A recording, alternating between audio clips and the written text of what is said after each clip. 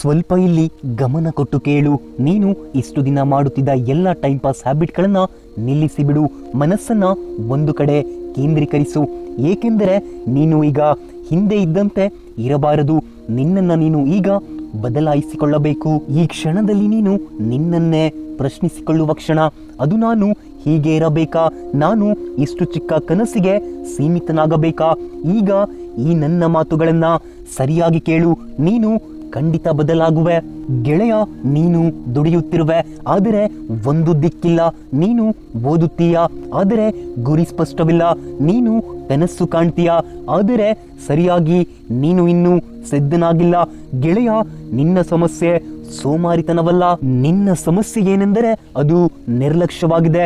ನೀನು ಹೇಳುವ ಮಾತು ನಾಳೆ ಮಾಡ್ತೀನಿ, ಇನ್ನೊಂದು ದಿನದಿಂದ ಶುರು ಮಾಡ್ತೀನಿ, ಈ ಬಾರಿ ನಾಳೆ ಖಂಡಿತ ಓದಲು ಶುರು ಮಾಡ್ತೀನಿ, ಇದು ಪಕ್ಕ. ಆದರೆ ಸತ್ಯ ಏನು ಗೊತ್ತಾ? ನೀನು ಯೋಚಿಸಿದ ಆ ನಾಳೆ ಬರಲೇ ಇಲ್ಲ. ನೀನು ಬದಲಾಗದಿರುವುದಕ್ಕೆ ನೀನೇ ಕಾರಣನಾಗಿರುವೆ. ಏಕೆಂದರೆ ಬದಲಾವಣೆ ನೋವು ಕೊಡುತ್ತೆ, ಆದ್ರೆ ಆ ನೋವಿನ ಹಿಂದೆ ಸಂತೋಷವೇ ಇರುತ್ತದೆ. ಶಿಸ್ತು ಕಷ್ಟ ಕೊಡುತ್ತೆ, ಏಕಾಂತ ಭಯವನ್ನ ತರಿಸುತ್ತೆ. ಆದ್ರೆ ಗೆಳೆಯ, ನೆನಪಿರಲಿ, ನೋವು ತಾತ್ಕಾಲಿಕ, ಆದ್ರೆ ಪಶ್ಚಾತ್ತಾಪ ಶಾಶ್ವತವಾಗಿ ಉಳಿಯುತ್ತದೆ. ಹಾಗಾಗಿ ಬದಲಾವಣೆಯ ಒಂದು ನಿರ್ಧಾರ ಈಗಲೇ ಮಾಡು. ಈಗ ಕಣ್ಣು ಮುಚ್ಚು. ಮುಂದಿನ 5 ವರ್ಷಗಳ ನಂತರದ ಜೀವನವನ್ನ ಕಲ್ಪನೆ ಮಾಡು. ಅಲ್ಲಿ ನೀನು ಸಂತೋಷವಾಗಿರುವ ದೃಶ್ಯ ಕಾಣಬೇಕು. ನಿನ್ನ ಅಪ್ಪ ಅಮ್ಮನ ಮುಖದಲ್ಲಿ ಹೆಮ್ಮೆ ಇರಬೇಕು. ನೀನು ನಿನ್ನನ್ನೇ ಗೌರವಿಸಿಕೊಳ್ಳುವ ಮಟ್ಟಿಗೆ ಬೆಳೆದಿರಬೇಕು. ಈ ಎಲ್ಲ ದೃಶ್ಯಗಳು ನಿನ್ನ ಕಣ್ಣಿನಲ್ಲಿ ಕಾಣಬೇಕು. ಒಂದು ವೇಳೆ ಇಲ್ಲ ಅಂದ್ರೆ ಇದೀಗ ಬದಲಾಗಲೇಬೇಕು. ಯಾಕೆಂದರೆ ಉತ್ತಮ ಜೀವನ ತಕ್ಷಣ ಬರುವುದಿಲ್ಲ. ಉತ್ತಮ ಜೀವನವನ್ನ ನೀನೇ ಇಲ್ಲಿ ನಿರ್ಮಾಣ ಮಾಡಬೇಕು. ಗೆಳೆಯ, ನಿನ್ನೊಳಗಿನ ಶಕ್ತಿಯನ್ನ ನೀನು ಮೊದಲು ಅರಿಯಲು ಪ್ರಯತ್ನಿಸು. ನೀನು ದುರ್ಬಲನಲ್ಲ, ನೀನು ಸೋಲಲು ಹುಟ್ಟಿಲ್ಲ. ನೀನು ಹುಟ್ಟಿರುವುದೇ ನಿನ್ನ ಕನಸುಗಳನ್ನ ನೆರವೇರಿಸಲು, ದೊಡ್ಡದಾಗಿ ಬೆಳೆದು ನಿಲ್ಲಲು. ಆದ್ರೆ ಸಮಸ್ಯೆ ಏನು ಅಂದ್ರೆ ನೀನು ನಿನ್ನ ಶಕ್ತಿಯನ್ನ ನಂಬುತ್ತಿಲ್ಲ. ನಿನ್ನೊಳಗಿನ ಬೆಂಕಿಯನ್ನ ಆರಿಸಿ ಸುಮ್ಮನೆ ಕುಳಿತಿರುವೆ. ಈಗ ಹೇಳು, ಇನ್ನು ಎಷ್ಟು ದಿನ ಹೀಗೆ ಇರುತ್ತೀಯ? ಇಲ್ಲಿ ಸಮಯ ಯಾರ ಹಿಂದೆಯೂ ಓಡಲ್ಲ, ಅದರ ಹಿಂದೆ ನೀನೇ ಓಡಬೇಕು. ಸಮಯ ಯಾರನ್ನು ಕಾಯುವುದಿಲ್ಲ, ಅದು ಶ್ರೀಮಂತರನ್ನು ಬಿಡೋದಿಲ್ಲ, ಬಡವರನ್ನು ಬಿಡೋದಿಲ್ಲ.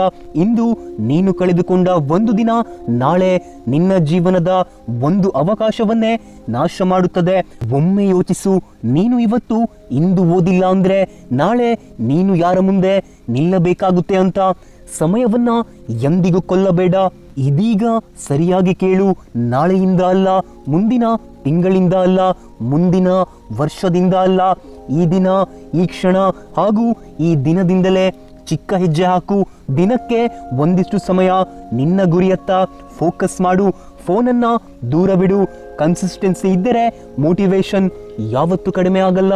ಇಂದು ನೀನು ನಿರ್ಧಾರ ಮಾಡು, ನಾನು ಇನ್ನು ಹಳೆಯ ವ್ಯಕ್ತಿಯಾಗಿ ಇರೋದಿಲ್ಲ, ಬದಲಾಗುವೆ ಅಂತ. ನಿನ್ನ ಜೀವನಕ್ಕೆ ನೀನೇ ಹೊಣೆ, ನಿನ್ನ ಭವಿಷ್ಯಕ್ಕೆ ನೀನೇ ಕಾರಣ.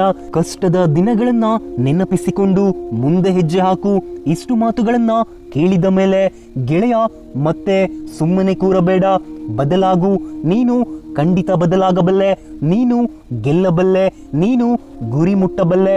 ಆದ್ರೆ ನಿರ್ಧಾರ ನಿನ್ನ ಕೈಯಲ್ಲಿ ಇದೆ. ಒಳ್ಳೆಯದಾಗಲಿ.